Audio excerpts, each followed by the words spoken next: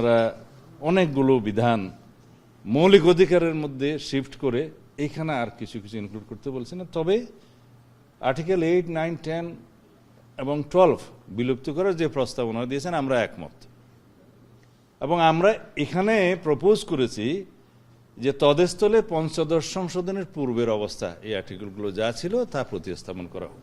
একটা জিনিস ঐক্যমতে আসা যায়, কিন্তু রাষ্ট্রের বিষয়, এটা সংবিধানের বিষয়, রাষ্ট্র পরিচালনার বিষয়, সেটা গভীরভাবে চিন্তা করে সেই জিনিসগুলো সংবিধানে আনতে হবে।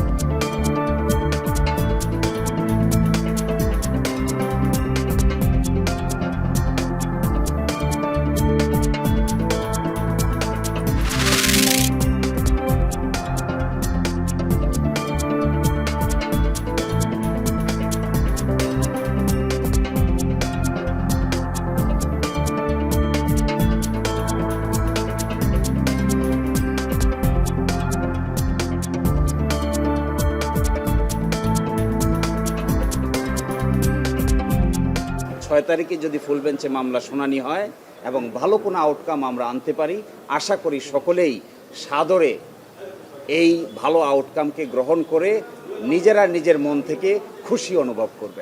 8 মাস পর্যন্ত তার এই মামলার যে কোনো ব্যাখ্যাই আইনজীবীরা দিতে পারেন, কোর্টের কাছে একটা ব্যাখ্যা থাকতে পারে, কিন্তু সময়টা যে 8 মাস পার হয়েছে, সারা দেশের লক্ষ কোটি আমাদের নেতা কর্মী শুভাকাঙ্ক্ষী যারা ন্যায় বিচারের প্রত্যাশায় দিন গুনছেন তারা ব্যথিত। আমরা হতাশ নই এই কারণে যে আদালতের কাছে আমরা সুবিচারের জন্য ধৈর্য ধারণ করছি।